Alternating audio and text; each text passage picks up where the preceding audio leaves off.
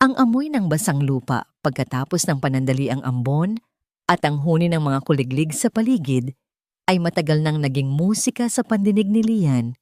Sa kanilang maliit na bahay na kahoy sa puso ng Ilocos, ang mga tunog at amoy na ito ay simbolo ng kapayapaan, isang paalala na sa kabila ng lahat ng hirap, meron pa ring tahanang uwian. Ngunit sa hapong iyon, ang kapayapaan ay binasag ng pagdating ng isang sobre. Hindi ito ordinaryong sulat. Kulay kape makapal at may tatak ng isang malaking korporasyon sa Maynila na hindi niya kailanman narinig.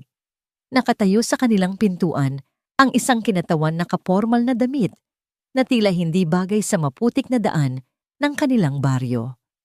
Walang nangiti, iniabot lang nito ang sulat sa kanyang ina, si Aling Saling bago mabilis na tumalikod. Nanginginig ang mga kamay ni Aling Saling habang binubuksan ng sobre. Si Lian na nooy nag-aayos ng mga hibla para sa paghahabi ay napatigil. Maging ang kanyang bunsong kapatid na si Benok na abala sa paglalaro ay natigilan nang makita ang pagbabago sa mukha ng kanilang ina. "Inay, ano po iyan?" Tanong ni Lian dahan-dahang lumapit. Hindi sumagot si Aling Saling. Ang mga mata nito ay nakatutok sa mga letrang nakalimbag sa papel, mga salitang tila lason na unti-unting kumakalat sa kanyang sistema. Nakita ni Lian ang mga katagang nakasulat sa malalaking titik, "Final demand for payment and notice of foreclosure." Isang malalim na buntong hininga ang pinakawalan ng kanyang ina. At pagkatapos ay isang mahinang hikbi. Ang lupa, ang lupang pamana sa atin ng mga ninuno mo, Lian. Kukunin na nila. Gumuho ang mundo ni Lian. Ang kapirasong lupang yon, ang kanilang buhay. Doon nakatanim ang iilang gulay na kanilang kinakain at ibinebenta. Doon nakatayo ang kanilang bahay.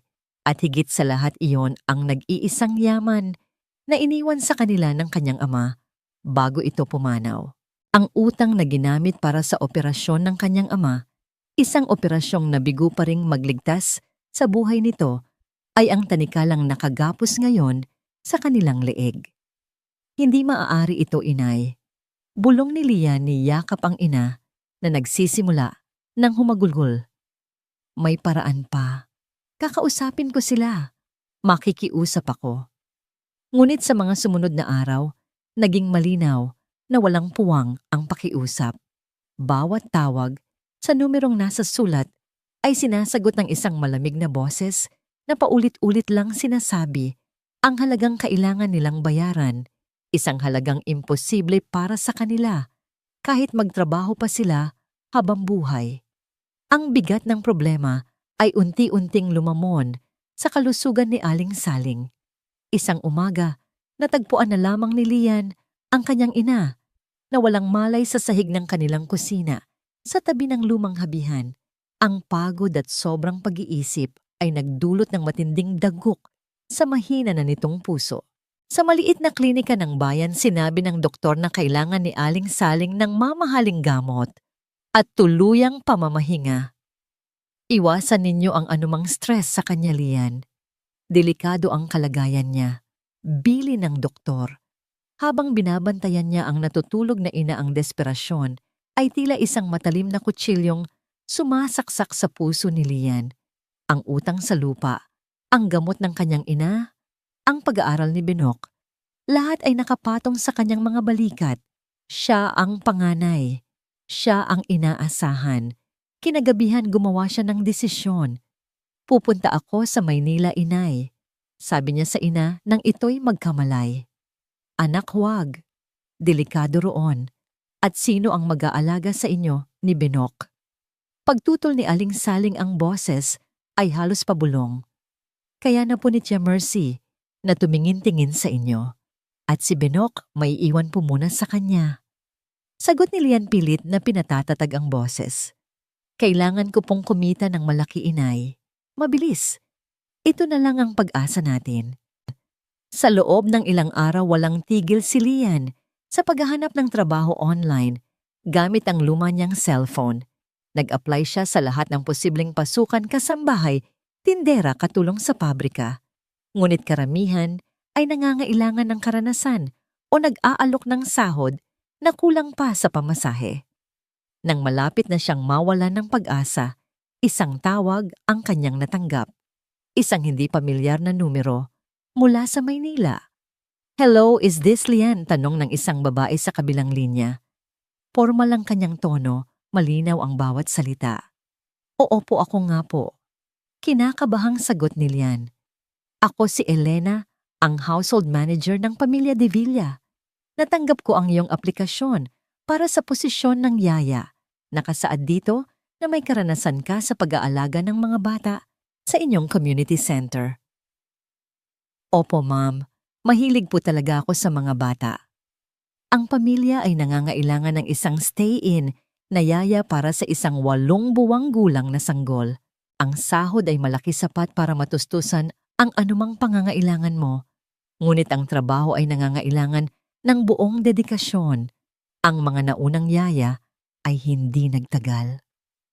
Nang marinig ni Lian ang halaga ng sahod, halos hindi siya makahinga. Yun ay higit pa sa sapat. Yun ang sagot sa kanilang mga panalangin. "Interesado po ako.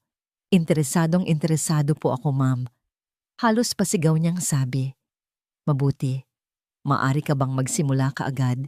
Kami na ang bahala sa iyong transportasyon papunta rito."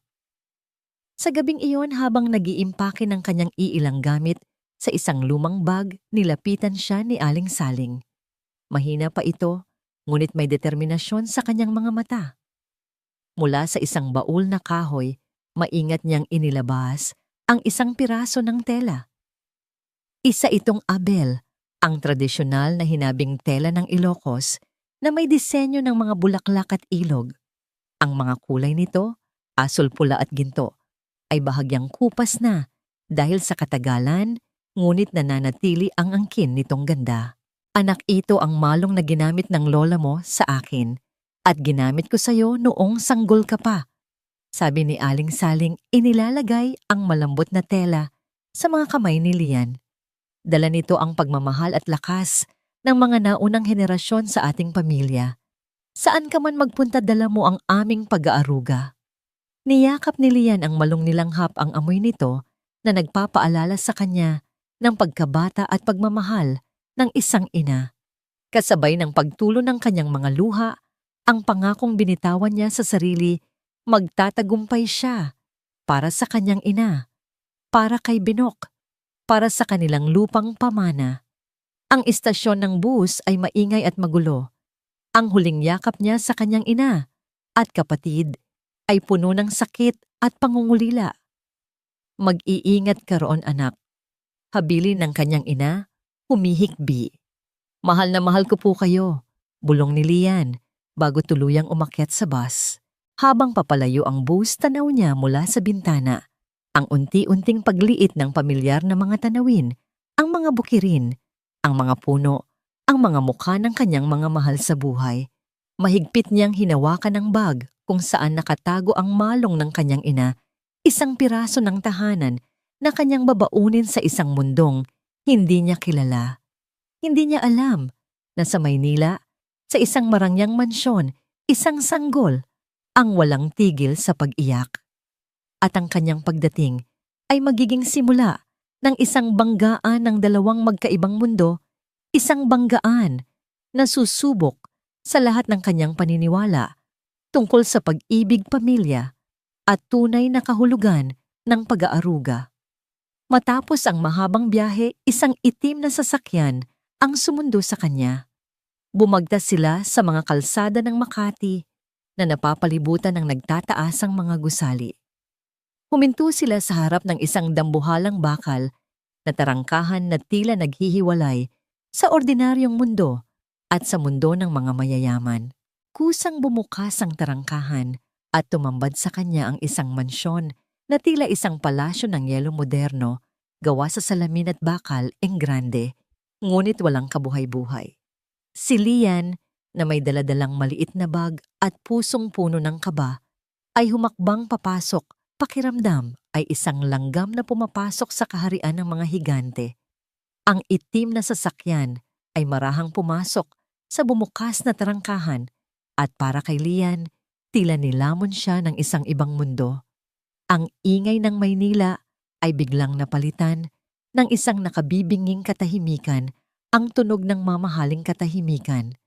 Pagbaba niya ng sasakyan, isang babaeng nasa mga 60 anyos ang sumalubong sa kanya sa malawak na pintuan. Nakasuot ito ng plansadong uniforme ng isang mayordoma. Ang kanyang buhok na may mga uban ay nakapusod ng perpekto at ang kanyang mga mata ay matalas na tila sinusuri ang bawat hibla ng pagkatao ni Lian sa isang tingin lang. "Ikaw si Lian?" Tanong nito, ang boses ay formal at walang bahid ng anumang emosyon. "Ako si Manang Elena, ang household manager. Sumunod ka sa akin." Walang nangiti, walang mainit na pagtanggap. Iniwan ni Lian ang kanyang bag sa may pintuan gaya ng utos nito at sumunod sa loob. Ang hangin mula sa aircon ay agad yumakap sa kanyang balat, isang lamig na hindi lang dahil sa temperatura. Nalaglag ang panga ni Lian sa kanyang nakita. Ang sahig ay gawa sa puting marmol na sobrang kintab, kaya't ang bawat hakbang nila ay lumilikha ng matinis na alingawngaw sa kabuuan ng bahay. Ang mga pader ay puti, halos walang palamuti, maliban sa iilang abstract na painting na mukhang mas mahal pa sa kanilang lupa at bahay sa Ilocos. Walang mga litrato ng pamilya, walang bakas ng masasayang alaala. Ang mga muebles ay moderno at elegante, ngunit tila masarap lang titigan at hindi komportableng upuan. Ito ay isang bahay na idinisenyo para sa mga magasin, hindi para tirahan ng isang pamilya. Ang mga naunang yaya ay nahirapan sa mga patakaran dito. Biglang sabi ni Manang Elena habang naglalakad sila. 7 sila sa loob ng 8 buwan. Si Ginoong Miguel de Villa ay may mga partikular na inaasahan. 7. Kinabahan si Lian sa narinig, ngunit iwinaksin niya ang pagdududa. Kailangan niya ang trabahong ito. Kailangan niyang maging pang-8 at ang huli. Umakyat sila sa isang hagdanang gawa sa salamin at bakal na tila lumulutang sa hangin. Dinala siya ni Manang Elena sa isang pinto sa dulo ng pasilyo. "Hihintayin ka ni Ginoong de Villa sa kanyang opisina." Ang opisina ay mas nakalulula pa kaysa sa sala. Ang isang buong pader ay gawa sa salamin at tanaw mula roon ang kumikinang na siyudad ng Makati. Isang lalaki ang nakatalikod sa kanila, nakatayo at nakatingin sa malayo. Nang humarap ito agad, naunawaan ni Lian kung bakit 7 na ang sumukong yaya. Si Miguel de Villa ay matangkad at may matipunong pangangatawan. Ang kanyang damit ay mamahalin at ang kanyang buhok ay may iilang puting hibla na nagpapatanda sa itsura niya. Ngunit ang mga mata niya ang nagpatigil sa paghinga ni Lian.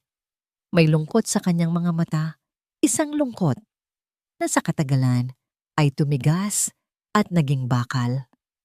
"Miss Johnson," sabi niya, ang boses ay malalim at formal. Ang kanyang pakikipagkamay ay mabilis at walang init. "Ipinapalagay kong naipaliwanag na sa iyo ni Manang Elena ang mga kailangan dito." "Lian na lang po, sir." "Opo, nasabi na po niya." Magalang na sagot ni Lian. "Ang anak ko si Angel ay nangangailangan ng palagiang supervision. Ang kanyang schedule ay eksakto. Pagpapakain bawat 4 na oras, pagpapatulog sa mga takdang oras, at mga developmental activity ayon sa gabay ng pediatrician. Walang puwang para sa sariling interpretasyon." Iniabot nito kay Lian ang isang makapal na binder. Nakasulat diyan ang lahat. Ang yumaong asawa ko, si Isabela, ang nag-ayos ng mga procedure na ito base sa masusing pananaliksik. Hindi ito maaaring baguhin.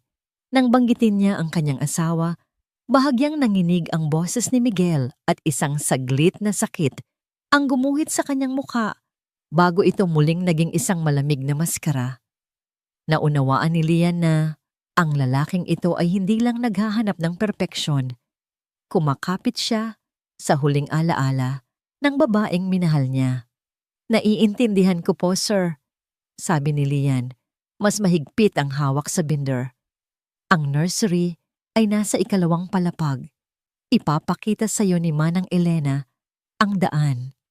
Tumalikod na muli si Miguel, isang malinaw na senyales na tapos na ang kanilang pag-uusap. Habang papalabas sila ng opisina, isang babaeng matangkad at nakaeleganteng bestida ang pumasok. Nasa mga 50 anyos ito at ang bawat alahas sa kanyang katawan ay sumisigaw ng yaman. Ang kanyang mukha ay mahigpit at tiningnan niya si Lian mula ulo hanggang paa na may halong pandidiri. Elena, sino ito, Isa? Na namang bago tanong ng babae, hindi man lang sinusubukang itago ang kanyang pagkadismaya. Siya po si Lian, Doña Elvira, ang bagong yaya. Sagot ni Manang Elena. Si Doña Elvira ang ina ng yumaong si Isabela. Ngumuso ito. Tingnan natin kung tatagal ito. Mukhang hindi sanay sa syudad.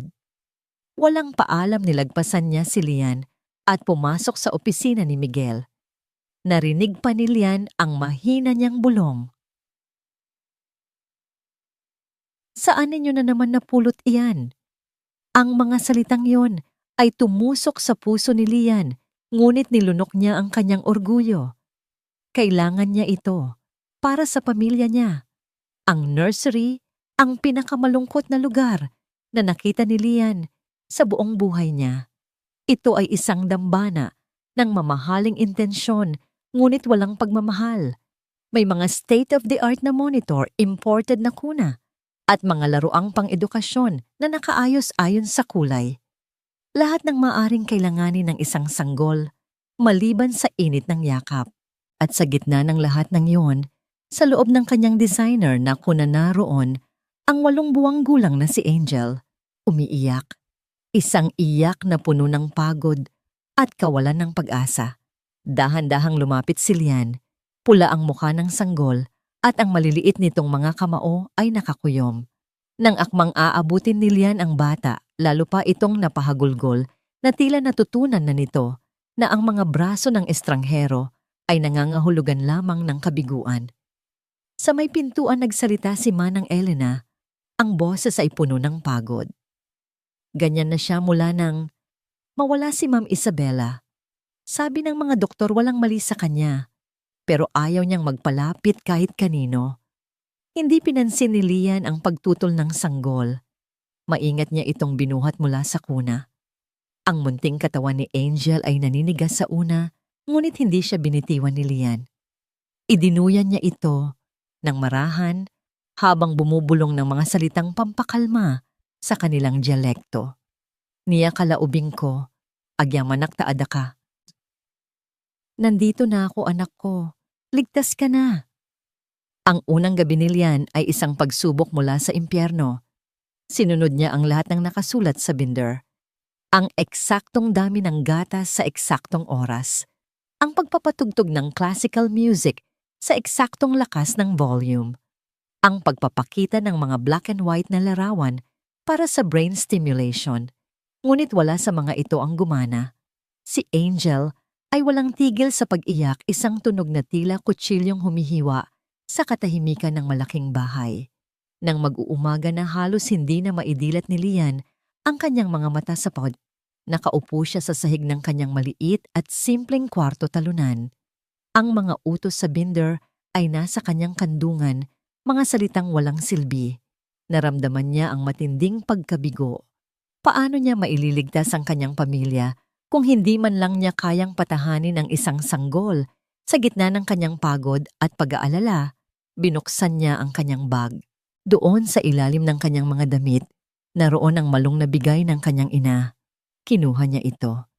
Ang tela ay malambot at may pamilyar na amoy-amoy ng kanilang bahay, amoy ng pagmamahal. Habang hawak niya ang makulay na tela, ang iyak ni Angel mula sa kabilang kwarto ay tila lalong lumakas, isang panawagan ng isang kaluluwang nangungulila. Napatingin si Lian sa malong pagkatapos ay sa pinto ng kanyang kwarto. Isang ideya ang nabuo sa kanyang isipan, isang ideyang mapanganib, isang pagsuway sa lahat ng utos. Ngunit sa puntong yon, wala na siyang pakialam sa mga patakaran. Ang naririnig lang niya ay ang iyak ng isang batang nangangailangan ng ina.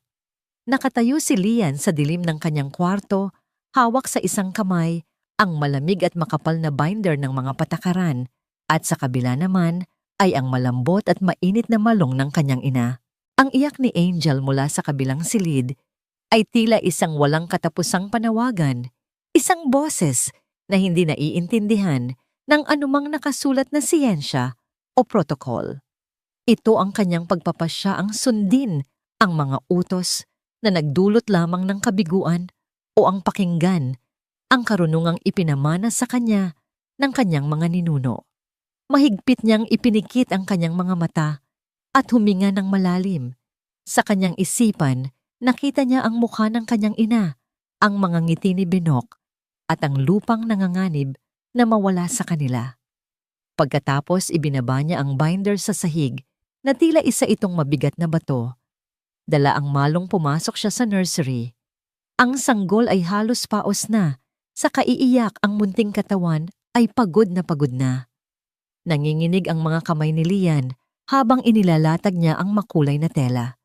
Naalala niya ang mga galaw ng kanyang ina, kung paano nito isinasakbat si Binok nang walang kahirap-hirap.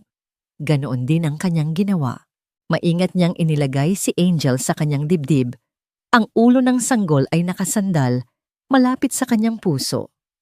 Pagkatapos maingat niyang ibinalot ang malong sa kanilang dalawa, tinitiyak na ang bawat tupi ay ligtas at komportable.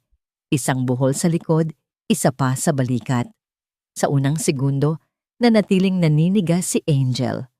Ngunit pagkatapos, ay tila may naramdaman itong kakaiba. Ang init ng katawan ni Lian, ang tibok ng kanyang puso, at ang ligtas na yakap ng tela. Ang mga hikbi nito ay unti-unting humina, napalitan ng maliliit na singhot. At pagkatapos, isang malalim na buntong hininga, ang pinakawala ng sanggol na tila ibinubuhos nito ang lahat ng tensyon at takot na naipon sa loob ng maraming buwan. At sumunod ang katahimikan, isang payapang katahimikan na hindi pa naririnig sa loob ng bahay na yon mula nang dumating si Lian.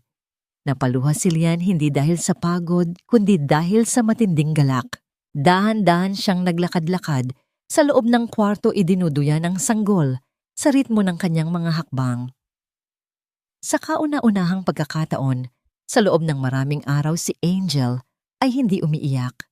Natulog si Angel nang mahimbing sa dibdib ni Lian. Natulog din si Lian habang nakaupo sa isang silya yakap-yakap. Ang bata kapwa sila, nababalot ng makulay na malong. Kinabukasan nagsimula ang sikretong buhay ni Lian. Kapag alam niyang nasa trabaho na si Miguel at wala pa si Doña Elvira, agad niyang ginagamit ang malong. Habang naghahanda siya ng gatas ni Angel sa kusina, ang sanggol ay payapang natutulog sa kanyang likod. Habang nag-aayos siya ng nursery, si Angel ay gising at masayang pinapanood ang bawat galaw niya. Ang mga mata ay nanlalaki sa pagkamangha. Ang pagbabago kay Angel ay isang himala. Nagsimula itong uminom ng gatas ng walang hirap. Ang dating pakikipagbuno sa bote ay napalitan ng payapang pagdede habang nakasiksik sa init ng katawan ni Lian. Nagsimula itong ngumiti, isang tunay na ngiti na umaabot sa mga mata. Nagsimula itong mag-gugu at gaga, mga tunog ng isang masayang sanggol. Isang hapon, habang naghahanda si Lian ng pinakuluang gulay para sa pagkain ni Angel, abala siya sa pag-awit ng isang uyayi sa Ilocano. Si Angel ay nasa kanyang likod, mahimbing ang tulog. Sa sobrang kampante, hindi niya namalayan ang tahimik na pagpasok ni Manang Elena sa kusina. Ang matandang mayordoma ay napatigil sa may pintuan. Ang una niyang nakita ay ang makulay na telang nakabalot kay Lian at sa sanggol. Ang kanyang mukha ay nagpakita ng pagkabigla. Nanlamig ang buong katawan ni Lian nang mapansin niya ito. Nahuli siya. Ito na ang katapusan. Nagkatinginan sila. Naghihintay si Lian ng sigaw ng galit. Ngunit walang dumating. Sa halip, ang mga mata ni Manang Elena ay lumipat mula sa malong papunta Sa mukha ng natutulog na si Angel isang mukhang payapang-payapa na hindi pa niya kailanman nakita. Dahan-dahang lumapit si Manang Elena. Hindi siya tumingin kay Lian kundi kay Angel. Sa 7 dumaang yaya, mahinang sabi nito, ngayon ko lang siya nakitang natulog ng ganito kahimbing. Nakahinga ng maluwag si Lian. Tumingin si Manang Elena sa kanya isang tingin na may halong pag-unawa at babala. Hindi ito nakasulat sa binder. Alam ni Ginoong Miguel na lahat ng patakaran ni Ma'am Isabela ay nasusunod. Manang, kailangan po niya ito. Pakiusap ni Lian. Kailangan niya ng yakap. Tumango si Manang Elena, isang maliit, ngunit makahulugang pagtango. Itago mo yan ng mabuti, sabi nito. Mag-ingat ka kay Doña Elvira. Ang mga mata niya ay mas matalas pa sa agila. Mula noon naging tahimik na kakampi ni Lian si Manang Elena. Hindi na ito nagtatanong, ngunit madalas ay nag-iiwan ito ng merienda para kay Lian o kaya'y sinasabihan siya kung kailan darating si Doña Elvira para makapaghanda siya.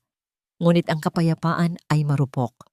Isang araw habang pinapalitan ni Lian ng lampin si Angel sa nursery, panandalian niyang ipinatong ang nakatuping malong sa isang silya. Biglang bumukas ang pinto ng walang katok. Pumasok si Doña Elvira, ang mukha ay kasing asim ng suka. Bakit amoy gatas pa rin dito? Hindi ka ba marunong maglinis? Bungad nito ang mga mata ay sinusuri ang bawat sulok ng kwarto, naghahanap ng kapintasan. Nataranta si Lian. Sinubukan niyang harangan ng kanyang katawan ang silya kung nasaan ang malong. Pasensya na po, Donya. Lilinisin ko po ulit. Ngunit ang mga mata ni Doña Elvira ay napako sa makulay na tela sa silya. Kumunot ang noo nito. Ano yang makulay na tela na yan? Huwag mong sabihing basahan mo lang mula sa probinsya ang pinampupunas mo sa apo ko. Ang bawat salita ay isang insulto. Hindi po, Donya. Mabilis na sagot ni Lian, kinuha ang malong at mabilis na isinilid sa isang supot ng labahin. Dala ko lang po iyan. Personal na gamit. Ipapalaba ko na po. Tiningnan siya ni Doña Elvira nang may pagdududa. Siguraduhin mo lang, sabi nito, bago mataray na tumalikod at lumabas ng kwarto. Napasandal si Lian sa pader, ang dibdib ay malakas na kumakabog. Hawak niya ng mahigpit ang supot kung nasaan ang malong. Ang sikretong nagbibigay buhay at kapayapaan sa munting si Angel ay siya ring sikretong maaaring maging dahilan ng kanyang pagkawala sa palasyong yon. At alam niya, sa tingin pa lang ni Doña Elvira, hindi pa ito ang huli nilang pagtutuos. Ang umaga sa mansyon ng mga De Villa ay karaniwang nagsisimula sa isang nakabibinging katahimikan, ang kaluskos lamang ng mga kubyerto sa agahan o ang mahinang tunog ng balita mula sa telebisyon. Ngunit isang Sabado ng umaga, isang kakaibang tunog ang gumising sa kaluluwa ng bahay. Isang halakhak, isang tunay malutong na halakhak ng isang sanggol. Napatigil si Miguel sa pagbabasa ng dyaryo sa kanyang malawak na sala.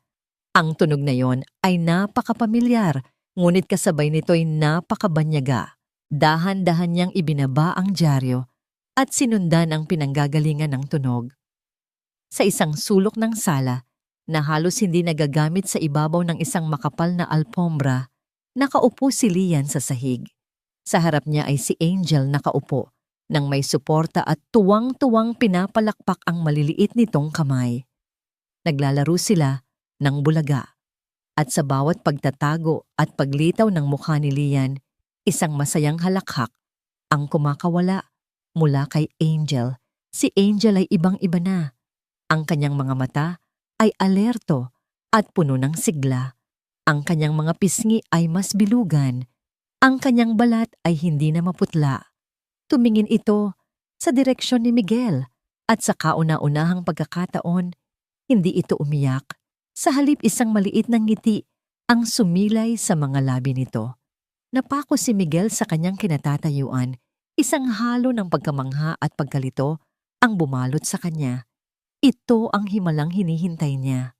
Ngunit paano? Anong ginagawa mo?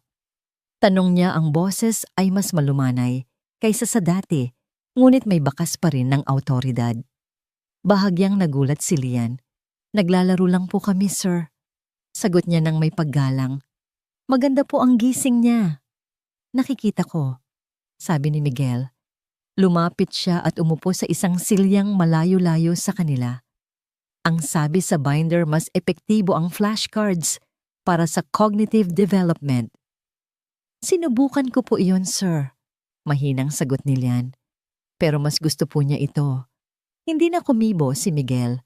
Sa loob ng kalahating oras, pinanood lang niya ang kanyang anak na tumawa at mag-ingay sa piling ni Lian.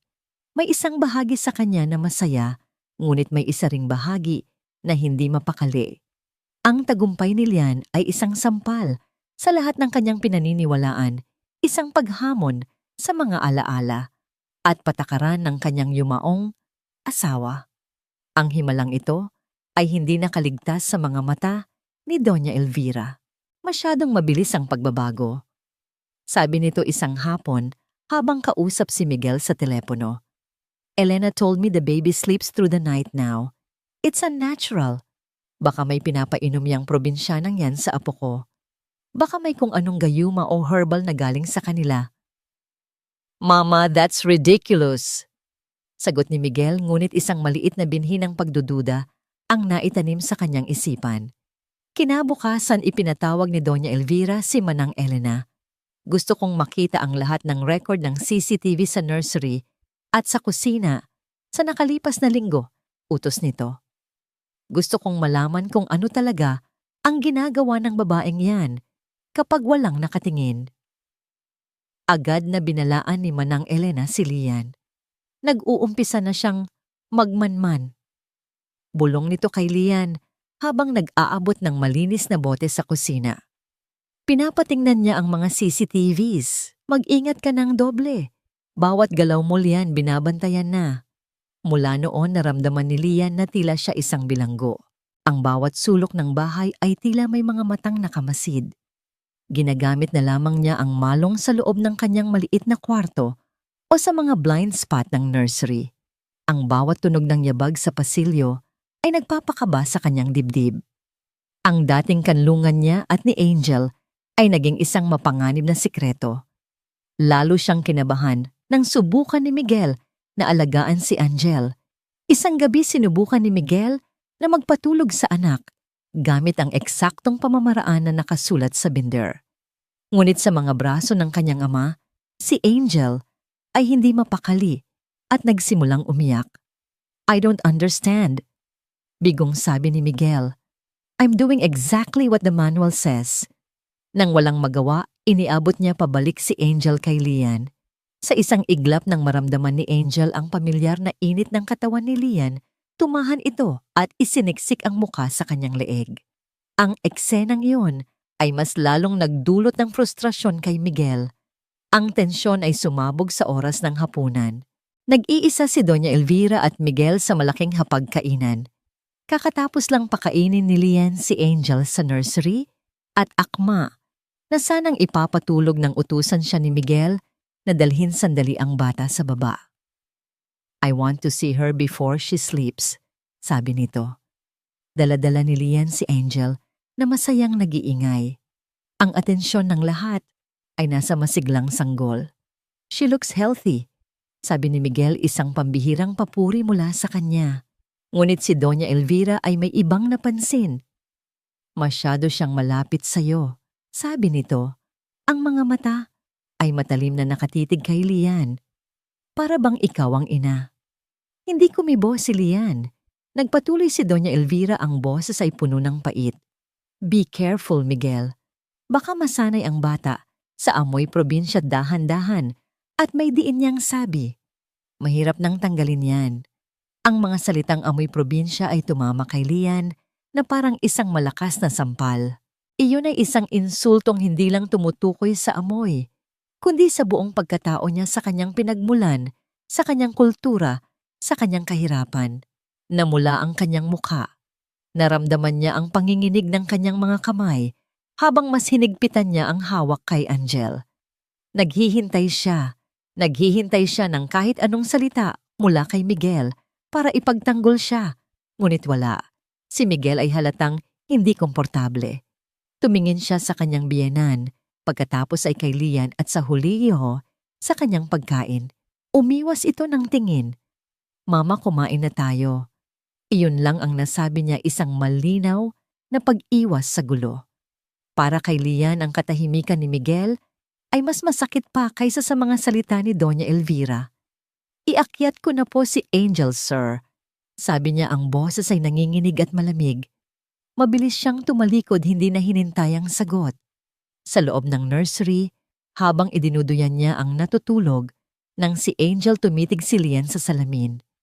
Inamoy niya ang kanyang sarili. Wala naman siyang naamoy, kundi baby powder at ang sabon na nagamit niya.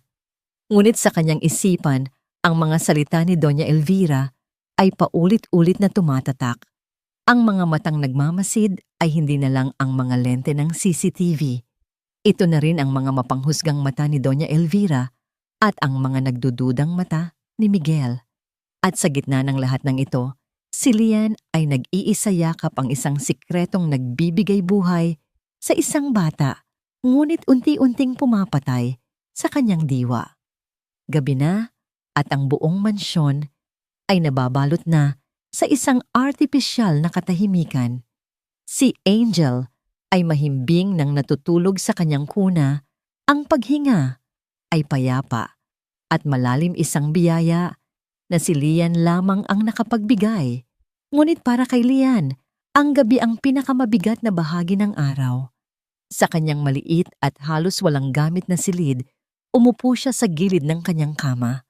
Ang katawan niya ay pagod na pagod, ngunit ang isip niya ay hindi mapakali. Ang mga salita ni Doña Elvira amoy probinsya at ang nakabibinging katahimikan ni Miguel ay paulit-ulit na umuukil-kil sa kanyang isipan. Pakiramdam niya ay isa siyang dayuhan, isang multo sa loob ng bahay na pinagsisilbihan niya. Kinuha niya ang kanyang lumang cellphone, ang nag-iisa niyang koneksyon sa mundong kanyang iniwan. Ito ang kanyang santuwaryo.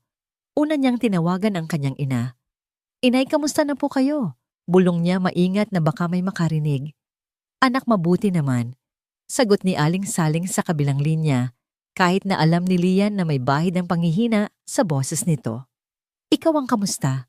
Maayos ba ang mga amo mo? Kumakain ka ba ng tama?" Isang pamilyar na kirot ang naramdaman ni Lian. Ang kasinungalingan ay naging pangalawang balat na niya. "Opo, inay. Mababait po sila. Huwag po kayong mag-alala sa akin. Magpagaling po kayo, iyan ang mahalaga." Pagkatapos ng maikling usapan at paulit-ulit na habilin, ibinaba na niya ang telepono. Bawat kasinungalingan ay tila isang karayom na tumutusok sa kanyang konsensya. Maya-maya isang mensahe ang pumasok sa kanyang telepono. Mula ito kay David, ang kababata niyang abogado na tumutulong sa kaso ng kanilang lupa. "Kamusta, Lian? May update ako sa kaso. Tawag ka pag pwede." Napabuntong hininga si Lian. Upang hindi makagawa ng ingay, lumabas siya sa maliit na service balcony na konektado sa pasilyo ng mga katulong. Malamig ang simoy ng hangin at tanaw niya ang libu-libong ilaw ng syudad. Ang bawat ilaw ay kumakatawan sa isang pangarap. At ngayon ang pangarap niya ay tila mas lalong lumalayo. Idinayal niya ang numero ni David. "Lian, buti tumawag ka," bati ng isang masigla at mainit na boses sa kabilang linya. Isang boses na kabaligtaran ng lamig na araw-araw niyang naririnig. "David, kamusta? Anong balita?" Ang boses ni David ay bahagyang bumigat. "Hindi maganda, Lian. Malakas ang korporasyon. Ginagamit nila ang lahat ng legal na paraan para mapaalis tayo. Sinabi ng abogado nila na meron daw silang development plan para sa buong lugar. Kailangan nating maglabas ng malaking pera para sa piyansa at iba pang bayarin para mapatagal man lang ang kaso." Gumuho ang pag-asa ni Lian. "Ibig sabihin, wala na talaga?" Nanginginig niyang tanong. "Hindi sa ganon." Mabilis na sagot ni David. "Huwag kang susuko, Lian. Lalaban tayo. Ang gusto ko lang sabihin, maging handa ka. Pero alam mo, hinahangaan ka namin dito. Ang lakas ng loob mo. Huwag mong isipin na nag-iisa ka. Ang mga salita ni David ay tila isang mainit na kumot sa nagyayelo niyang damdamin. Salamat, David. Wala iyon. Mag-ingat ka dyan ha, may naghihintay sa iyong pag-uwi. Iba pa rin dito sa probinsya. Simple ang buhay pero totoo ang mga tao. Sa unang pagkakataon sa loob ng maraming linggo, isang tunay na ngiti ang sumilay sa labi ni Lian. Ang marinig, ang isang boses na puno ng respeto at pag-aalala ay tila tubig sa isang nauuhaw na halaman. Salamat ulit, David. Huwag kang mag-alala, may paraan ako. Gagawa ako ng paraan. Sabi niya, mas para sa sarili niya kaysa kay David. Hindi nila alam na sa ibaba sa bintana ng kanyang opisina na nakabukas para sa sariwang hangin na katayo sa dilim, si Miguel de Villa. Hindi niya makalimutan ang nangyari sa hapunan, ang pagkapahiya sa mukha ni Lian at ang sarili niyang kaduwagan. Hindi siya makatulog. Narinig niya ang mahinang boses ni Lian mula sa itaas. Hindi niya narinig ang buong usapan. Ang narinig lang niya ay mga pira-pirasong salita na sa kanyang isipang puno na ng pagdududa ay bumuo ng isang ibang kwento. Narinig niya ang boses ni Lian, isang boses na masaya at malambing, isang boses na hindi pa niya kailanman narinig mula rito. Tumingala siya at nakita ang anino ni Lian sa balcony nakangiti habang kausap ang nasa telepono. Sino ang kausap niya ng ganitong oras ng gabi? Pagkatapos ay narinig niya ang mga salita. Mahirap ang kalaban. Kailangan ng malaking pera. At ang pinakatumimo sa kanyang isipan ang masiglang sagot ni Lian. Huwag kang mag-alala. May paraan ako. Gagawa ako ng paraan. Sa isipan ni Miguel ang mga piraso ay nagdikit-dikit sa isang nakakatakot na larawan. Ang babaeng ito, na may sikretong kausap sa gabi, ay may kalaban at nangangailangan ng malaking pera. At mayroon siyang paraan. Ang laso na ibinulong ni Doña Elvira ay nagsimulang kumalat. Ito ba ang paraan niya? Ang alagaan ng mabuti si Angel para makuha ang tiwala niya at pagkatapos ay ano? Hihingi ng pera magnanakaw o baka may mas malala pa siyang plano. Ang munting paghanga na nagsimulang tumubo sa puso ni Miguel para kay Lian ay biglang nalanta at namatay. Napalitan ito ng isang malamig at matigas na hinala. Ang babaeng ito ay hindi pala isang simpleng probinsyana. Siya ay isang taong may mga sikreto, isang taong mapanganib. Sa itaas, ibinaba na ni Lian ang telepono. Pakiramdam niya ay nabawasan ang kanyang bigat. Ang pakikipag-usap kay David ay nagbigay sa kanya ng lakas. Mayroon pa palang mundong naghihintay sa kanya kung saan siya ay si Lian at hindi lang isang yaya na may amoy probinsya. Sa ibaba isinara ni Miguel ang bintana nang may puwersa. Ang desisyon ay nabuo na sa kanyang isipan. Hindi na niya ito pagkakatiwalaan. Kailangan niyang maging mas maingat. Kailangan niyang protektahan ang kanyang anak mula sa babaeng nagdala ng himala sa kanilang bahay, isang himala na ngayon sa kanyang paningin ay maaaring isang pain lamang sa isang mas malaking patibong. Sa isang bahay, dalawang tao ang hindi makatulog. Ang isa ay may bagong pag-asa. Ang isa naman ay may bagong hinala. At ang maliit na sinag ng tiwala ay nagsimula ng lamunin ng dilim. Linggo ng hapon. Ito sana ang pinakapayapang araw sa mansyon, ngunit para kay Lian ito ang araw ng unos. Maaga pa lang ipinaalam na ni Manang Elena na darating si Doña Elvira kasama ang dalawa nitong malalapit na amiga, mga kapwa sosyalera, na ang mga dila ay mas matalas pa sa kutsilyo. Maghahanda lang daw sila ng tsa at maglalaro ng mahjong. Sabi ni Manang Elena kay Lian sa kusina, ngunit ang babala sa kanyang mga mata ay malinaw. Huwag kang lalabas ng nursery kung hindi kailangan. Huwag kang magpapakita. Tumango si Lian ng puso ay nagsimula ng kabahan. Ang buong hapon ay naging isang laro ng taguan. Nananatili si Lian sa loob ng silid ni Angel, pinapakalma ang sarili habang naririnig niya ang matinis na tawanan at tsismisan ng mga matatandang ginang mula sa ibaba. Si Angel, na tila nakakaramdam sa kanyang kaba, ay hindi mapakali. Ang tanging nagpapakalma dito ay ang pamilyar na yakap ng Malong. Nakasakbat si Angel sa kanyang likod, mahimbing na natutulog habang marahan niyang inaayos ang mga damit sa aparador. Ito ang kanilang maliit at sikretong mundo. Sa ibaba ang usapan ay napunta kay Angel. Talagang kamukha siya ng yumaong si Isabella Elvira, sabi ng isang amiga, si Senyora Dominguez. She has her mother's eyes. Of course, mayabang na sagot ni Doña Elvira. At sa pangangalaga ko, lalaki siyang kasing elegante at kasing talino ng kanyang ina. I make sure she gets only the best. European formula milk imported toys, everything according to scientific standards. Narinig ko pampito na raw ang yaya ninyo. Usisa ng isa pa si Senyora Montenegro na may halong intriga sa boses. Sumimangot si Doña Elvira. Huwag mo nang ipaalala. Pero itong bago mukhang nakukuha niya ang bata. Although I have my doubts, may kakaiba sa kanya. Parang may tinatago. Sa puntong yon si Miguel na kakatapos lang ng isang business call ay bumaba para batiin ang mga bisita. Miguel hiho. Bati ni Doña Elvira ang boses ay biglang naging matamis. Nandito na ang mga tita mo. We were just talking about how beautiful Angel is. Pwede mo ba siyang ibaba sandali para naman makita nila ang apo ko? Nag-alinlangan si Miguel. Alam niyang ayaw ni Lian na lumabas, ngunit ayaw din niyang biguin ang kanyang biyenan sa harap ng mga bisita. Sige po, Mama. I'll ask the yaya to bring her down. Umakyat si Miguel. Kumatok siya sa pinto ng nursery. Lian, pakibaba mo sandali si Angel. Gusto siyang makita ng lola niya. Nanigas si Lian sa kanyang kinatatayuan. Huwag ngayon. Please, huwag ngayon. Sir, natututulog po si Angel.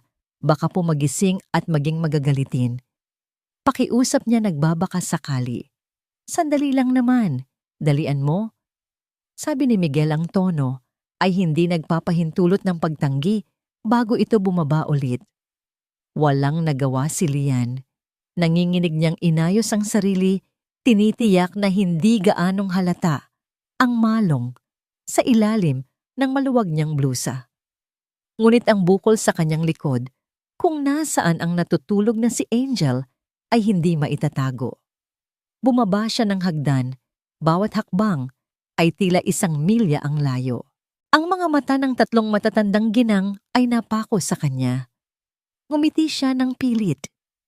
Ayan na pala ang apo ko, masiglang sabi ni Doña Elvira, ngunit ang nangiti ay hindi umabot sa kanyang mga mata. Napakalusog niyang puri ni Senyora Dominguez, ngunit ang mga mata ni Doña Elvira na parang sa isang mandaragit ay napansin ang kakaibang anyo sa likuran ni Lian. Bakit ganyan ang postura mo? Bakit parang kubakan, tanong nito? At doon na nagsimula ang pagtatanghal. Ano yang nasa likod mo? Tanong ni Doña Elvira, tumatayo at dahan-dahang lumalapit. Wala po, Doña. Damit lang po. Pagsisinungaling ni Lian. Damit, bakit gumagalaw? Si Doña Elvira ay nasa harap na niya, ang mga mata ay nanlilisik. Humarap ka ng maayos. Ano yang ibinabalot mo sa apo ko? Sa isang mabilis na kilos, hinablot ni Doña Elvira ang balikat ni Lian at persahan itong iniharap sa salamin sa pader. Tumambad sa lahat ang makulay na tela ng malong na nakabalot kay Angel. Natahimik ang buong sala. Maging ang mga amiga ni Doña Elvira ay napanganganga. Si Miguel na nakatayo sa gilid ay natigilan. Ano yang basahan na yan? Sigaw ni Doña Elvira, ang boses ay umalingaw-ngaw sa buong kabahayan. Ang kanyang mukha ay namumula sa galit. Isang maruming basahan mula sa probinsya ang ipinambabalot mo sa apo ko. How dare you? Baka may mikrobyo pa yan. Hindi po yan basahan. Doña Malong po ito. Pamana po ito ng nanay ko. Naiiyak na depensa ni Lian, sinusubukang protektahan Si Angel na nagising na at nagsisimula ng umiyak dahil sa komosyon. I don't care what you call it. Hinablot ni Doña Elvira ang dulo ng malong sinusubukang tanggalin ito. Bitiwan mo yan. You are endangering my granddaughter with your filthy primitive practices. Huwag po, mahuhulog po si Aniel. Sigaw ni Lian yumayakap ng mahigpit sa bata habang nagpupumiglas sa ginang. Ang eksena ay naging isang marahas na giyera ng paghila. Ang mga amiga ay napatayo, nanlalaki ang mga mata sa eskandalo. Si Angel ay humahagulgol na sa takot. At si Miguel nakatayo lang siya paralisado. Ang kanyang isipan ay isang magulong bagyo. Ang mga hinala niya mula sa narinig niyang usapan sa telepono, ang mga babala ng kanyang biyenan, ang pagsuway ni Lian sa kanyang mga utos, ang kahihiyan sa harap ng mga bisita, lahat ay nagsama-sama. Tama na. Sigaw niya sa wakas, ang boses ay dumadagundong. Napatigil ang lahat. Lumapit si Miguel hindi kay Doña Elvira, kundi kay Lian. Ang kanyang mukha ay isang maskara ng galit at pagkadismaya. Ano ito, Lian? Tanong niya, ang boses ay malamig na parang yelo. Sir, pakinggan niyo po ako. Pinagkatiwalaan kita. Putol ni Miguel, ang bawat salita ay tumatama man na parang latigo. I gave you one simple rule. Follow the binder. Pero ano't ginawa mo? Sa likod ko ginawa mong experiment ang anak ko. Ginamitan mo siya ng mga pamahiin at kung ano-anong primitive na bagay na hindi natin alam kung ligtas. Ang salitang primitive ay sumaksak sa puso ni Lian nang mas malalim kaysa sa kahit anong sigaw ni Doña Elvira. Ang pang-aalipusta mula sa taong nagsisimula na sana niyang respetuhin ay mas masakit. Nilinlang mo kaming lahat. Patuloy ni Miguel, ang galit ay pinapalakas ng kahihiyan. Kaya pala siya bumubuti. Dahil sa mga sikreto mo, sino ang nakakaalam kung ano pa ang tinatago mo? Wala po akong masamang intensyon, sir. Sabi ni Lian, ang mga luha ay malayang dumadaloy sa kanyang mga pisngi. Hindi ako naniniwala sa'yo. Kinuha niya ng may puwersa si Angel mula sa mga braso ni Lian. Ang bata ay lalong napahiyaw. Ang maliliit na kamay ay pilit na inaabot si Lian. Pack your things. I want you out of my house now. Ang mga salitang yon ay ang huling pako sa kanyang ataol. Pero sir, labas. Walang sino man ang nagsalita. Si Doña Elvira ay may ngiti ng tagumpay sa kanyang mga labi. Ang kanyang mga amiga ay abala sa pagbubulungan. Si Lian talunan at durog ay tumalikod. Sa huling pagkakataon, tiningnan niya si Angel na umiiyak sa mga bisig ng isang ama na hindi nito makilala. Hindi na niya pinansin ang mga mapanghusgang tingin. Dahan-dahan siyang umakyat sa hagdan, bawat hakbang ay mas mabigat kaysa sa nauna. Ang dating palasyong walang init ay naging isang impyernong lumamon sa kanyang dignidad at pagkatao. Ang tanging dala niya paakyat ay ang pirapirasong alaala ng isang maikling sandali ng kapayapaan sa loob ng isang maruming basahan. Ang pag-alis ni Lian ay kasing tahimik ng isang multo. Walang salita, walang lingon. Dala lang niya ang kanyang maliit na bag at ang lukot na malong na naging sanhi ng lahat. Sa kanyang paglabas sa malaking tarangkahan, hindi ang ingay ng Maynila ang kanyang narinig, kundi ang nakabibinging iyak ni Angel na tila humahabol sa kanya mula sa loob ng mansyon. Ang iyak na yun ang magiging musika ng impyerno para kay Miguel de Villa sa mga susunod na araw. Ang unang gabi ay isang bangungot. Bakit hindi siya tumatahan? Halos pasigaw na tanong ni Miguel habang pabalik-balik na naglalakad sa nursery. Si Angel ay nasa kanyang mga braso, ngunit ang munting katawan nito ay naninigas at pilit na lumalayo na para bang isang estranghero ang may hawak sa kanya. Ang yak nito ay hindi na yak ng isang sanggol na nagugutom o inaantok. Ito ay isang sigaw ng purong takot at paghahanap. Sinusunod ko naman ang lahat. Sabi ni Miguel, mas para sa sarili niya. Pinainit niya ang gatas sa eksaktong temperatura. Idinuyan niya ito sa eksaktong bilis. Ngunit walang gumana. Baka hinahanap niya lang ang amoy ng babaeng iyon, sabi ni Doña Elvira na nakatayo sa may pintuan na iirita na sa ingay. Masanay din iyan. Just let her cry it out. Iyan ang turo ng mga eksperto sa Amerika. Huwag mong ispoil. Sinunod ni Miguel ang payo. Iniwan niya si Angel sa kuna. Ang iyak ay lalong lumakas. Naging isang desperadong hagulgol na tila kayang bumasag sa mga salaming bintana ng mansyon. Hindi nakatiis si Miguel. Ang tunog na yon ay parang mga karayom na tumutusok sa kanyang puso. Muli niyang binuhat ang anak, ngunit wala pa ring nangyari. Pagsapit ng umaga ang mansyon ay tila dinaanan ng bagyo. Si Miguel na hindi nakatulog kahit isang segundo ay may namumulang mga mata at gusot na damit. Si Angel sa wakas ay natulog dahil sa sobrang pagod, ngunit ang paghinga nito ay mababaw at may kasamang mga singhot. Hindi siya dumedi kagabi. Sabi ni Miguel kay Manang Elena, ang boses ay paos at puno ng pagkatalo. Isinuka niya lang ang kaunting na inom niya. Tiningnan ni Manang Elena ang kanyang amo at sa unang pagkakataon, nawala ang takot sa kanyang mga mata. Napalitan ito ng awa at isang bahid ng paninisi. Sir, ang mga sanggol ay hindi libro ng patakaran. Tao sila, may puso. Hindi nakasagot si Miguel. Ang ikalawang araw ay mas malala. Lagnat. Mataas na lagnat. Si Angel ay ayaw ng dumilat. Ang kanyang katawan ay nanlalambot at ang dating masiglang sanggol ay tila isang manikang basahan. Nagpanik si Miguel. Ipinatawag niya ang kanilang pediatrician, si Dr. Ramirez.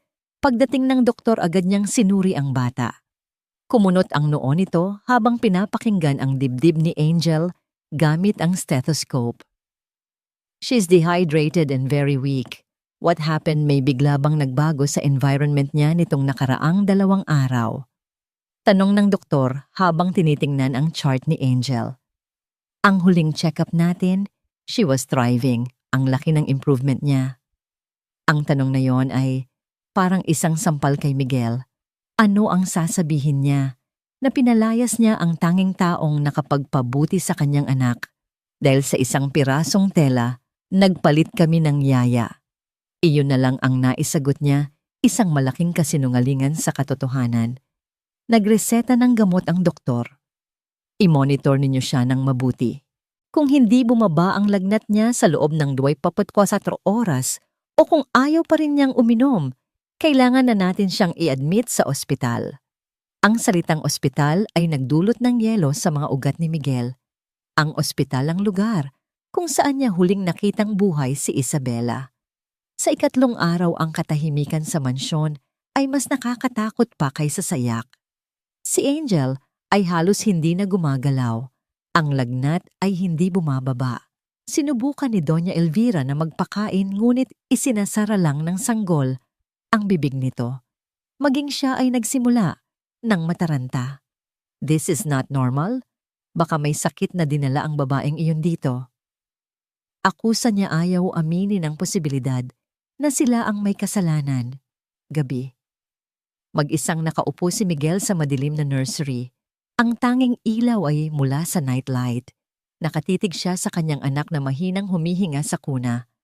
Ang lahat ng yaman niya, ang lahat ng kapangyarihan niya ay walang silbi sa harap ng isang sanggol na unti-unting nawawala sa kanya. Naalala niya ang mga huling salita ni Isabela. Alagaan mo siya, Miguel. Be a good father. I failed. Umaling-awngaw ang mga salita sa kanyang isipan. I'm a failure. Sa desperasyon binuksan niya ang aparador kung saan nakalagay ang mga gamit ni Lian na naiiwan para sa laba. At doon sa ilalim ng isang supot, nakita niya ito. Ang isang blusa ni Lian. Kinuha niya ito at dinala sa kuna. Inilapit sa mukha ni Angel. Sa isang iglap, isang maliit na himala. Ang nangyari, ang sanggol na halos walang reaksyon sa buong araw ay bahagyang gumalaw. Ang maliit nitong ilong ay suminghot at ang ulo nito ay lumingon sa direksyon ng damit. Isang mahinang ungol ang lumabas sa bibig nito, isang tunog ng paghahanap. Doon gumuho ang lahat ng natitirang depensa ni Miguel. Ang katotohanan ay sumampal sa kanya ng buong lakas. Hindi gamot, hindi mamahaling gatas, hindi mga patakaran ang kailangan ng kanyang anak. Hinahanap niya si Lian. Napatayo si Miguel, ang dibdib ay sumisikip sa pagsisisi. Tiningnan niya ang paligid ng nursery, ang mga mamahaling laruan, ang mga monitor, ang perpektong ayos. Lahat ng ito ay simbolo ng kanyang kamangmangan. Isang malamig at magandang kulungan na siya mismo ang gumawa. Ang kanyang anak ay hindi nagkakasakit dahil sa virus. Ang kanyang anak ay nagkakasakit dahil sa isang durog na puso. Kinuha niya ang kanyang telepono at tinawagan si Manang Elena. "Manang," sabi niya, ang boses ay basag. "Kailangan kong malaman. Kailangan kong malaman kung nasaan si Lian. Hanapin mo siya. Now." Ang utos ni Miguel ay nagpagalaw sa buong network ni Manang Elena. Sa loob ng ilang oras, gamit ang mga kontak mula sa ahensyang pinagkuhanan ni Lian, nakuha nila ang address ng pamilya nito sa Ilocos. Ngunit walang nakakaalam kung nakauwi na ba siya o kung nasa ang sulok pa ng Maynila. Habang naghihintay, ginawa ni Miguel ang isang bagay na hindi pa niya nagagawa noon, ang magsaliksik ng walang kinikilingan. Nakaharap siya sa kanyang laptop sa gitna ng gabi sa loob ng kanyang malamig na opisina. Ang iyak ni Angel na ngayon ay mas mahina na at parang daing na lang ay umaabot pa rin sa kanyang pandinig. Ang unang salitang inilagay niya sa search bar ay malong. Libo-libong resulta ang lumabas. Mga artikulo tungkol sa kasaysayan, mga larawan ng magagandang disenyo at mga video kung paano ito ginagamit. Nakita niya ang mga larawan ng mga ina mula sa iba't ibang tribo sa Pilipinas, masayang kinakarga ang kanilang mga anak gamit ang telang iyon sa bukid sa palengke sa kanilang mga tahanan. Ang mga sanggol ay mukhang payapa at kontento. Pagkatapos, inilagay niya ang salitang baby wearing benefits. Ang kanyang screen ay napuno ng mga link mula sa mga medical journal, parenting websites at mga pag-aaral ng mga psychologist. Promotes secure attachment. Regulates infant's heartbeat and temperature. Reduces crying and colic by more than 40%. Crucial for babies who have experienced early trauma such as the loss of a mother. Ang huling parirala ay tila isang suntok sa kanyang sikmura. Bawat artikulo, bawat siyentipikong pag-aaral ay isang patunay ng kanyang kamangmangan. Ang tinawag niyang primitive at filthy ay isang pamamaraang mas matanda, mas matalino at mas epektibo kaysa sa lahat ng mamahaling aklat na pinagbasihan ng mga patakaran ni Isabela. Hindi ito pamahiin. Ito ay agham na nakabalot sa tradisyon. Hindi ito pagsuway. Ito ay pagmamahal sa pinakapuro nitong anyo. Isinara niya ang laptop, ang bigat ng kanyang pagkakamali ay dumagan sa kanya na parang isang bundok. Ang kanyang pagmamataas, ang kanyang pagiging sunod-sunuran sa mga patakaran, ang kanyang kaduwagan na ipagtanggol ang isang inosenteng tao, lahat ng iyon ang naglagay sa kanyang anak sa bingit ng kamatayan. Kinabukasan, isang tawag ang natanggap ni Manang Elena. Isang malayong kamag-anak ng driver nila ang nakakita kay Lian. Nakasakay ito sa isang bus pauwing Ilocos, 2 araw na ang nakalipas. Walang pag-aalinlangan gumawa ng desisyon si Miguel. "Manang, ipahanda mo ang sasakyan." Utos niya. "Ako na ang bahala kay Angel. Ikaw na muna ang magbantay sa kanya. Huwag mo siyang iiwan." "Saan po kayo pupunta, sir?" "Sa Ilocos." Sagot ni Miguel, ang boses ay puno ng determinasyon. "May kailangan akong ayusin. Ang biyahe papuntang norte ay mahaba at nakakapagod, ngunit hindi ito ininda ni Miguel. Bawat kilometrong tinatakbo ng kanyang mamahaling sasakyan ay isang pagkakataon para pagnilayan ang kanyang mga pagkakamali. Ang mga nagtataasang gusali ng Maynila ay napalitan ng malalawak na bukirin. Ang maruming hangin ay napalitan ng sariwang simoy. Ito ang mundong pinagmulan ni Lian, isang mundong hinusgahan niya nang hindi man lang nakikita. Gabi na nang marating niya ang maliit na baryo. Gamit ang direksyong nakuha, ipinagtanong niya ang bahay ng mga Johnson. Ang kanyang magarang sasakyan ay tila isang alien sa makikitid at maputik na daan. Ang bawat madaanan niya ay napapatingin nagbubulungan. Sa wakas natuntun niya ang isang maliit na bahay na kahoy simple ngunit malinis. May isang maliit na ilaw na nagmumula sa bintana. Ito na yon. Bumaba siya ng sasakyan. Ang katahimikan ng probinsya ay binasag ng tahol ng mga aso. Lumabas mula sa bahay ang isang binatilyo si Binok na may hawak na flashlight. Sino po sila? Takot na tanong nito. Bago pa makasagot si Miguel, isang babaeng may edad na at may sakit na itsura ang lumabas si Aling Saling. Sumunod sa kanya si Lian. Nang makita ni Lian kung sino ang nasa harap ng kanilang bahay, ang kanyang mukha ay nagpakita ng pagkabigla na agad na palitan ng isang malamig at matigas na ekspresyon. Anong ginagawa ninyo dito?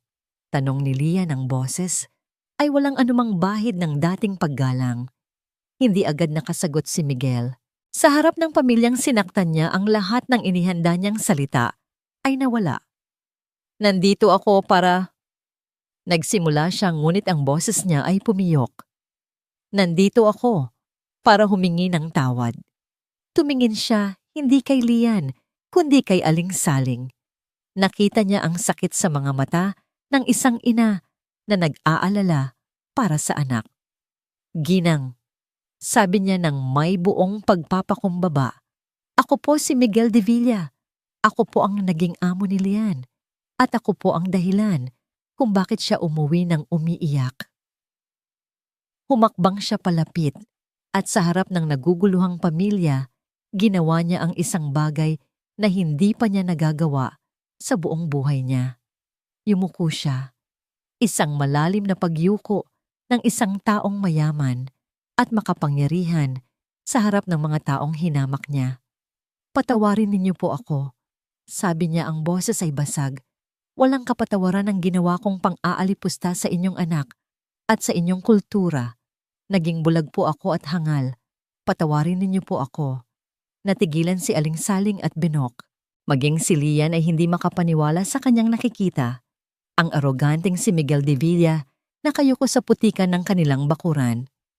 Itinaas ni Miguel ang kanyang ulo at ngayon ang mga mata niya ay nakatuon na kay Lian.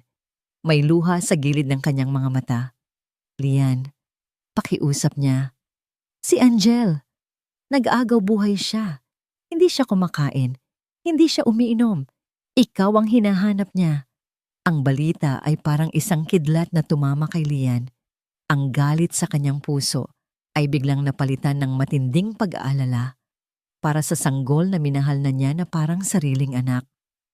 Kailangan ka niya, Lian. Kailangan ka namin. Pag-amin ni Miguel. Hindi ko na alam ang gagawin ko. Please, bumalik ka. Hindi bilang isang yaya, kundi bilang isang taong magliligtas sa buhay ng anak ko. Gagawin ko ang lahat. Kahit anong hilingin mo, ibibigay ko. Ang hangin sa pagitan nila ay puno ng tensyon. Nakatingin si Lian sa lalaking nagdulot sa kanya ng matinding sakit, ngunit sa mga mata nito ngayon, wala siyang makita, kundi purong desperasyon at pagsisisi. Alam ni Lian na hawak niya ang lahat ng kapangyarihan sa sandaling iyon.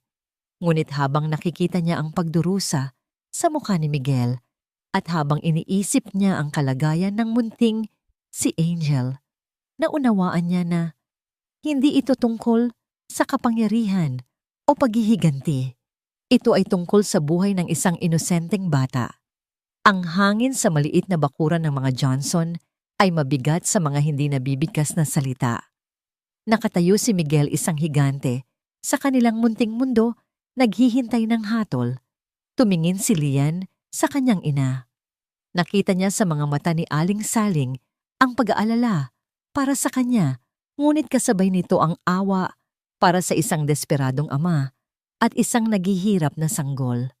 Tumango ang kanyang ina, isang tahimik na pahintulot na nagsasabing, ang desisyon ay nasa iyo anak at susuportahan kita. Huminga ng malalim si Lian.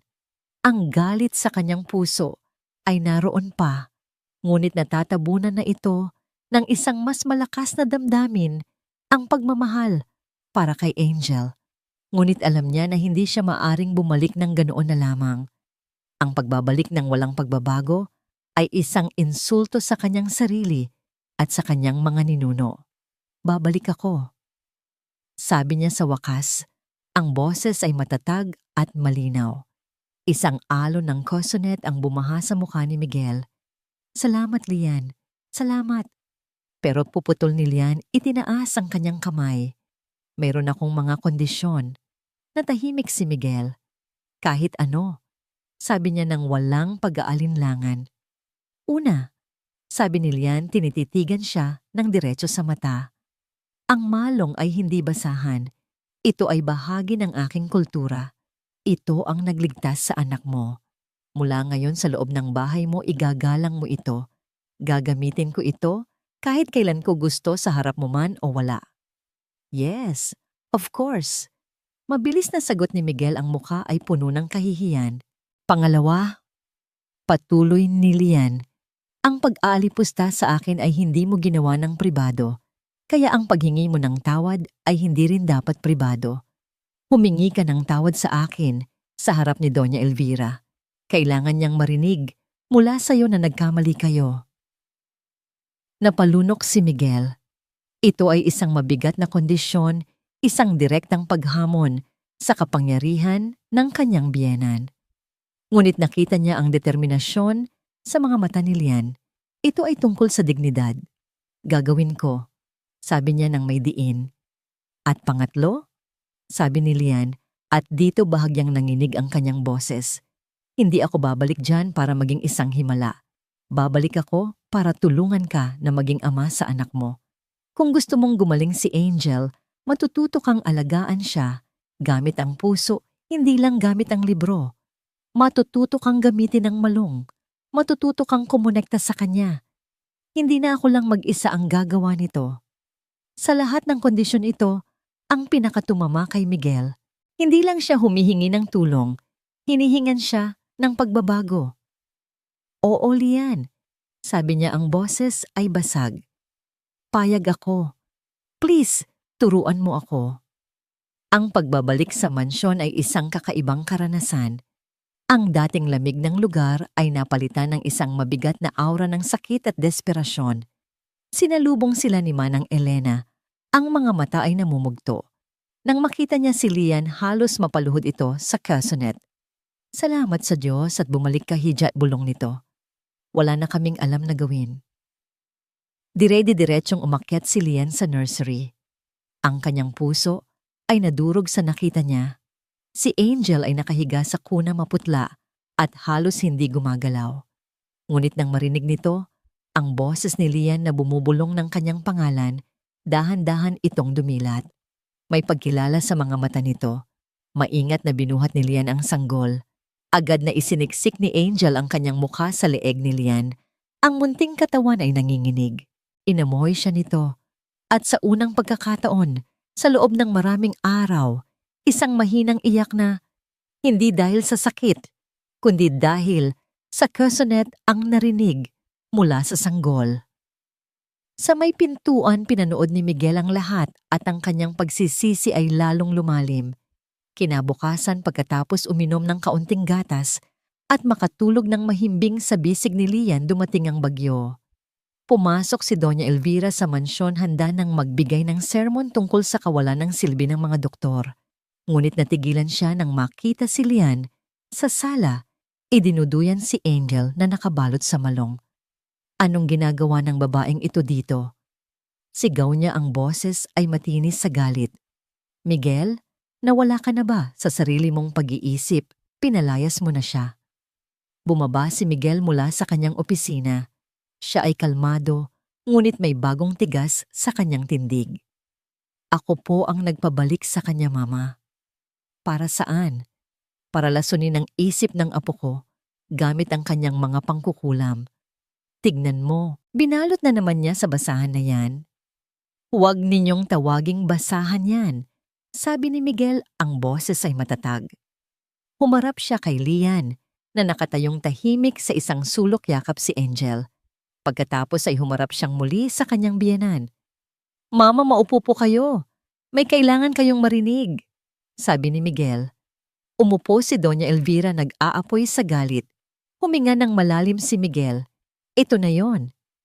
Lian, sabi niya tinitingnan ito ng diretso. Sa harap ng aking biyenan na siyang nag-udyok sa akin na magkamali, humihingi ako ng tawad. Patawarin mo ako sa aking katahimikan. Patawarin mo ako sa aking kaduwagan. At patawarin mo ako sa mga masasakit at mapanghusgang salita na ginamit ko laban sa iyo at sa iyong kultura. Ako ang nagkamali, hindi ikaw. Nalaglag ang panga ni Doña Elvira. Miguel, anong pinagsasasabi mo? Ipinagtatanggol mo siya laban sa akin. Hindi ko po siya ipinagtatanggol laban sa inyo, Mama. Sagot ni Miguel ngayon ay nakatingin na sa kanyang biyenan. Ipinagtatanggol ko po ang tama. Ang pamamaraan ni Lian ang nagpagaling kay Angel noon at ito rin ang magpapagaling sa kanya ngayon. Ang mga patakaran ni Isabela, kahit gaano pa kahusay ang intensyon ay hindi gumana. Pagmamahal at koneksyon ang kailangan ng anak ko, hindi sterile na procedure. Pagmamahal isa siyang bayarang katulong, pera lang ang habol niyan. Hindi ham. Sagot ni Miguel, tumataas na ang boses. Ang babaeng ito ay umalis na, pero bumalik siya para iligtas ang anak ko. Ito ang bahay ko, Mama. At sa bahay ko si Lian ay mayroon ng aking buong tiwala at respeto. Kung hindi ninyo kayang ibigay iyon, malaya po kayong umalis. Ang huling mga salita ay tila isang malakas na sampal kay Doña Elvira. Hindi siya makapaniwala sa narinig niya. Tiningnan niya si Miguel pagkatapos ay si Lian na may halong pagkamuhi. Hindi ko akalain na magiging ganito ka. Sabi niya, ang boses ay nanginginig sa galit. Kinakalimutan mo na ang alaala ng anak ko para sa isang probinsyana. Hindi ko siya kinakalimutan, mahinang sabi ni Miguel. Sa tingin ko, mas gugustuhin ni Isabela na makitang masaya at malusog ang kanyang anak kaysa sundin ang mga patakarang maglalagay sa kanya sa panganib. Ngayon, kung maaari, kailangan na naming simulan ang pagpapagaling kay Angel. Tumayo si Doña Elvira, ang kanyang muka ay isang maskara ng galit at pagkatalo. Magsisisi ka dito, Miguel. Tandaan mo yan, sabi niya bago padabog na umalis ng mansyon. Nang makalabas na siya, isang mabigat na katahimikan ang pumuno sa silid. Lumapit si Miguel kay Lian. Salamat, bulong niya. Tumingin si Lian sa kanya, ang mga mata ay may bakas ng paghanga sa ginawa niyang katapangan. Ngayon, sabi ni Miguel, ang pangatlong kondisyon, please, turuan mo ako. Sa hapon na yon, sa loob ng nursery, naganap ang isang eksenang hindi kailanman inakala ni Lian na mangyayari. Maingat niyang inilalatag ang malong sa kama. Kinuha ni Miguel si Angel at sa ilalim ng matiyagang paggabay ni Lian, sinubukan niyang isakbat ang kanyang anak sa kanyang dibdib. Ang kanyang mga kamay ay malaki at alanganin, ngunit ang kanyang mga galaw ay puno ng pag-iingat. Ganito ba? Tanong niya, ang boses ay halos pabulong. Opo, sir. Masigpitan niyo po ang buhol sa likod.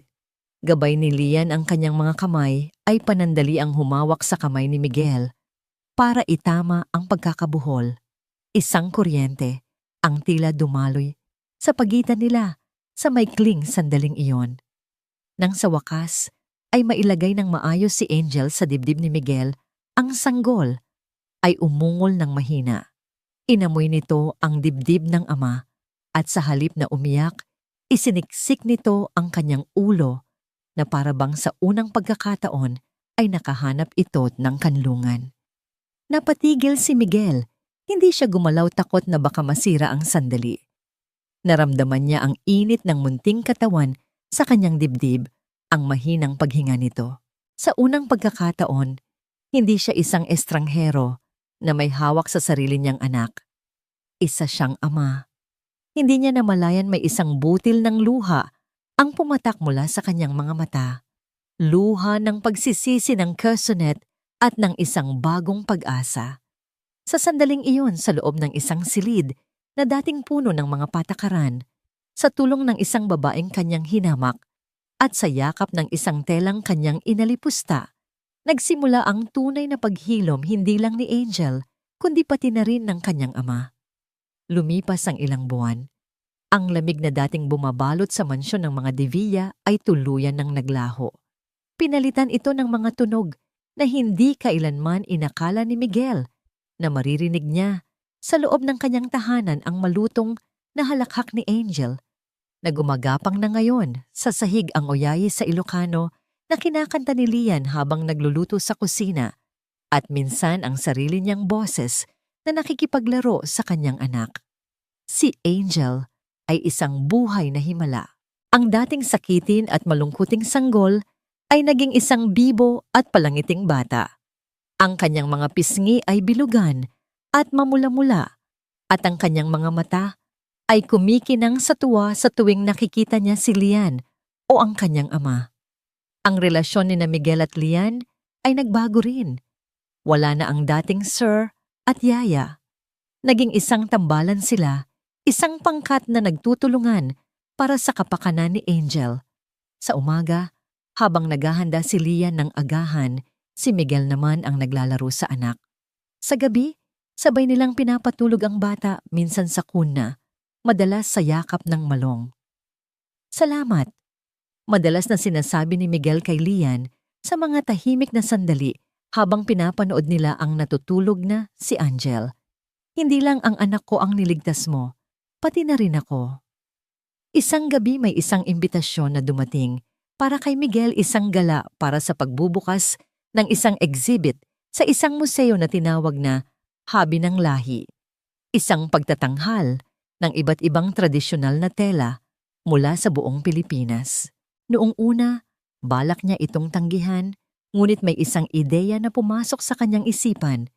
Nilapitan niya si Lian sa sala. May pupuntahan ako bukas ng gabi, sabi niya, at gusto kong isama ka. Nagulat si Lian. Po, Sir Miguel, bakit po ako? Dahil tungkol ito sa'yo. Sagot ni Miguel, isang maliit na ngiti ang sumilay sa kanyang mga labi. Tungkol ito sa kultura mo at gusto kong ako ang kasama mo kapag nakita mo ito. Sa gabi ng exhibit, hinintay ni Miguel si Lian sa paanan ng hagdan.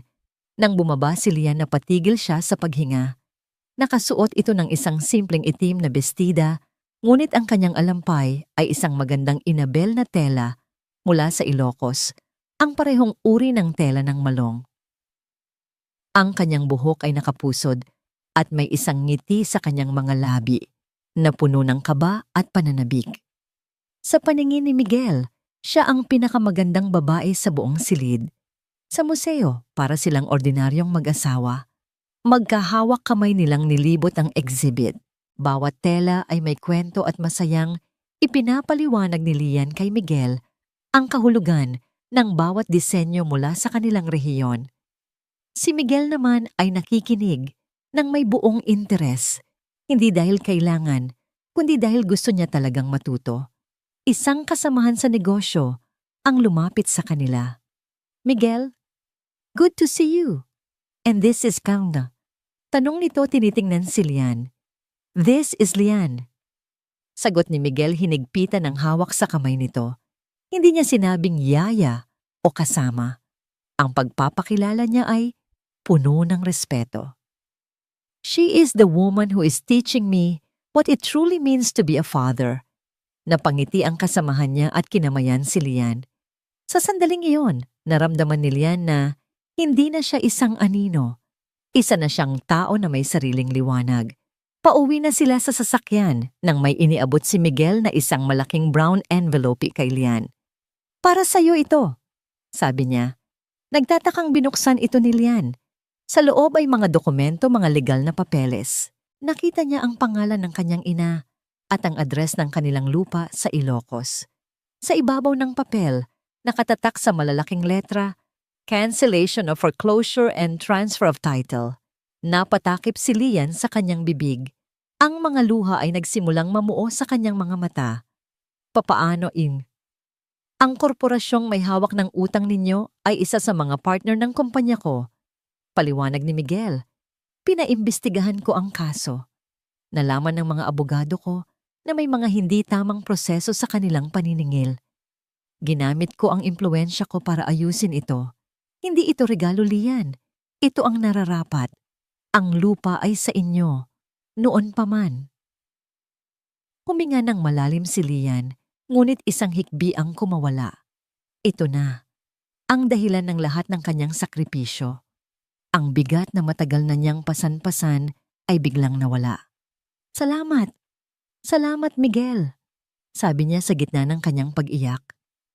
Hininto ni Miguel ang sasakyan sa isang tahimik na bahagi ng daan. Hinarap niya si Lian, ang mga mata ay puno ng isang emosyon na ngayon lang nakita ni Lian. Huwag kang magpasalamat sa akin. Sabi niya, ang boses ay malambing. Ako ang may utang sa'yo. Binigyan mo ng buhay ang bahay ko. Binigyan mo ng ngiti ang anak ko. At tinuruan mo ako kung paano magmahal muli. Hinawakan niya ang mga kamay ni Lian. Ang problema sa lupa ay tapos na.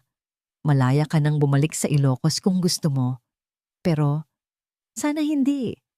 Tumingin siya ng diretso sa mga mata ni Lian. Hindi ko na kayang isipin ang bahay na ito nang wala ka, Lian. Nang wala ang init na dala mo, hindi ko na kayang isipin ang buhay namin ni Angel nang wala ka. Miguel, huwag kang mag-alala. Hindi ito isang madali ang proposal. Sabi niya nang may maliit na ngiti. Ito ay isang pangako. Isang pangako na dito sa tabi ko, sa tabi ni Angel, mayroon kang tahanan. Isang pamilya. Kung papayag ka, sabay nating bubuuin ang isang bagong simula. Isang pamilyang nakatayo sa respeto, pag-unawa at sa isang bagay na higit pa roon. Hindi na kailangan ng mga salita. Sa gitna ng kanyang mga luha, tumango si Lian. Isang tango na sumasagot sa lahat. Makalipas ang isang taon, sa isang maliit na bahay sa Ilocos, sa mismong lupang minsang nanganganib, na mawala isang masayang pagdiriwang ang nagaganap. Kaarawan ni Aling Saling at ang kanyang kalusugan ay bumuti na. Naroon si Benok, si Manang Elena, at maging si David na ngayon ay isang mabuting kaibigan ng pamilya. Sa ilalim ng isang malaking puno ng mangga, nakaupo si Lian, pinapanood ang eksena. Lumapit si Miguel sa kanya. Nakasuot ito ng simpleng polo shirt at sa kanyang dibdib, komportableng nakasakbat si Angel gamit ang makulay na malong. Ang bata ay masayang kumakaway sa kanyang lola. Masaya ka ba? Tanong ni Miguel, umupo sa tabi niya. Ngumiti si Lian, isang nangiting puno ng kapayapaan. Sobrang sagot niya, isinandal ang ulo sa balikat ni Miguel. Tumingin sila sa kanilang harapan, isang pinaghalong pamilya ng dugo. At ng puso, isang larawan ng pag-ibig na nabuo mula sa hindi pagkakaunawaan. Naunawaan nila pareho na ang tahanan ay hindi pala nasusukat sa laki ng bahay o sa dami ng pera. Ang tahanan ay wala sa istruktura, kundi sa mga pusong nag-aaruga, nagpapatawad at sabay na natututong umibig muli.